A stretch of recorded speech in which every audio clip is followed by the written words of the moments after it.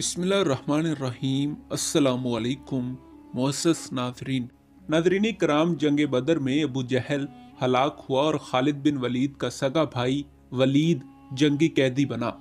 ناظرین کرام، ابو سفیان کی بیوی ہندا کا باپ عقبہ اور چچا شیبہ اور بیٹا حنظلہ حضرت حمزہ رضی اللہ تعالی عنہ اور حضرت علی رضی اللہ تعالی عنہ کے ہاتھوں مارے گئے۔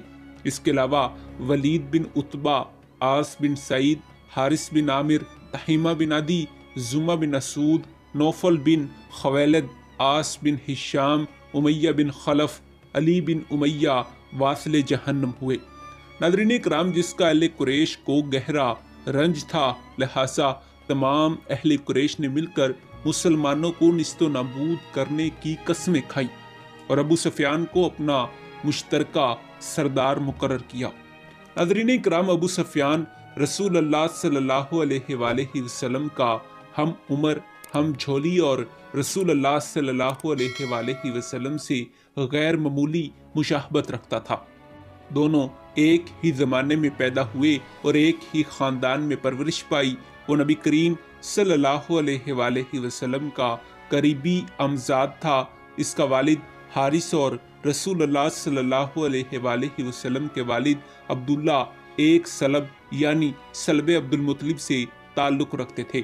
وہ آپ کا زائی بھائی بھی تھا۔ سیدہ حلیمہ سعدیہ نے ان دونوں کو ایک ہی وقت میں دودھ پلایا تھا۔ نبوت سے پہلے رسول اللہ صلی اللہ علیہ وآلہ وسلم اور ابو سفیان گہرے دوست تھے، لیکن جیسے ہی رسول اللہ صلی اللہ علیہ وآلہ وسلم نے اعلان نبوت فرمایا تو ابو سفیان کے سینے میں رسول اللہ صلی اللہ علیہ وآلہ وسلم کے خلاف غیظ و غضب اور بغض و عداوت کی آگ بھڑک اٹھی اور دوستی دشمنی میں بدل گئی۔ ناظرین کرام، ابو سفیان اونچے درجے کا شاعر تھا اور میدان جنگ کا شاہ سوار تھا، لہٰذا اس نے رسول اللہ صلی اللہ علیہ وآلہ وسلم کی مخالفت میں اپنی تلوار اور زبان دونوں کا استعمال کیا۔ ناظرین کرام، قریش نے نبی کریم صلی اللہ علیہ وآلہ وسلم کے خلاف جتنی بھی جنگیں لڑیں، ان سب جنگوں کی آگ بھڑکانے والا یہی ابو سفیان تھا۔ مسلمانوں کو اذیتیں دینے میں اس کا بہت بڑا ہاتھ تھا۔ اس نے اپنی شاعری میں رسول اللہ صلی اللہ علیہ وآلہ وسلم کی شان مبارک میں نہایت گھٹیا، فاش اور دل آزار شعر کہے۔ اس نے مسلمانوں کے خلاف سازشوں، ریشہ دانیوں اور اظہار رسانیوں کے تمام مکروہ حربے استعمال کیے۔ اہل قریش کا مشترکہ سردار منتخب ہونے کے بعد اس نے جنگ بدر کے مہلوکین کے سوگ منانے سے منع کر دیا اور خود انتقام کی آگ کو سرد کرنے کے لیے شتر سواروں کے ساتھ نجد کے راستے مدینہ کی طرف روانہ ہو گیا۔ ناظرین کرام، یثرب سے ایک منزل دور کوہ تبت پر رک کر اس نے مدینہ کے چند سرداروں کو اپنے ساتھ ملانے کی کوشش کی، لیکن کامیاب نہ ہو سکا۔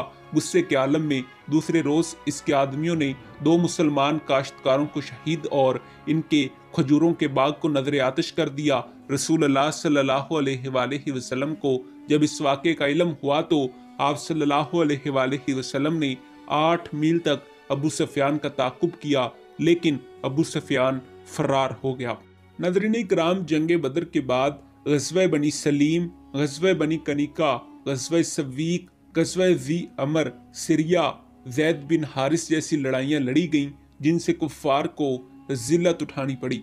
اہل قریش نے تجارتی راستہ تبدیل کر لیا تھا اور وہ اب بدر اور ساحلی علاقے کی بجائے نجد اور عراق سے گزر کر شام جاتے تھے۔ ناظرین کرام، اس طرح نجد کا علاقہ مسلمانوں کے لیے بڑا اہم ہو گیا تھا۔ مسلمانوں کے خلاف اب تمام سازشیں اسی علاقے سے جنم لے رہی تھی، لہٰذا رسول اللہ صلی اللہ علیہ وآلہ وسلم نے اس راستے کو مسدود کرنے کا فیصلہ فرمایا۔ اسی دوران آپ صلی اللہ علیہ وآلہ وسلم کو اطلاع دی گئی کہ نواح نجد کا ایک قبیلہ بنی سالیہ نے مدینے کو لوٹنے کا منصوبہ بنایا ہے، لہٰذا رسول اللہ صلی اللہ علیہ وآلہ وسلم نے 400 مجاہدین کے ساتھ اچانک حملہ کر کے اس منصوبے کو تہس نہس کر دیا۔ ناظرین کرام، اس قبیلے کا سردار اشور بھاگ گیا اور بالآخر مسلمان ہو گیا۔ انہی دنوں اہل قریش کا ایک قافلہ نجد کے ایک سردار بکر بن وائل کی حمایت سے فرات بن حیان کی رہنمائی میں سامان لے جا رہا تھا، آپ صلی اللہ علیہ وآلہ وسلم نے زید بن حارث کو اس قافلے کے تعقب کا حکم فرمایا۔ مسلمانوں نے اس قافلے کو گھیر لیا، ابو سفیان فرار ہو گیا اور فرات بن حیان گرفتار ہو گیا، اور مسلمانوں کو 1,00,000 درہم کی چاندی بطور مال غنیمت ملی۔ اس طرح نجد کا راستہ بھی بند ہو گیا، جس سے قریش کی تجارت تقریباً ختم ہو گئی اور سارا شہر مکہ معاشی بحران میں مبتلا ہو گیا۔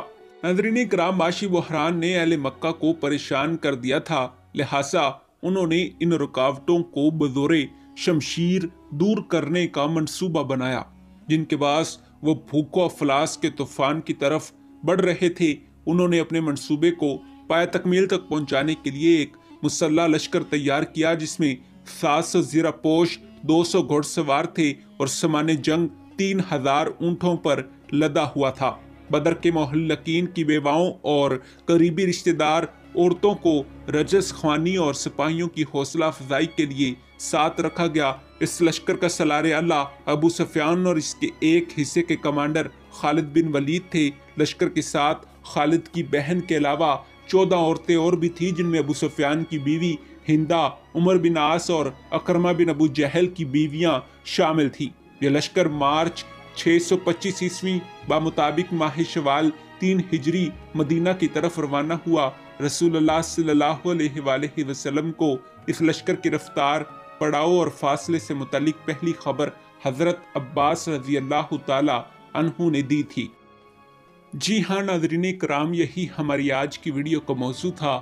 امید ہے کہ آپ کو ہماری آج کی ویڈیو پسند آئی ہوگی۔ ملتے ہیں ایک ایسی ہی نئی تحقیقی، تاریخی اور معلوماتی ویڈیو کے ساتھ، تب تک دیجیے اجازت۔ خدا حافظ۔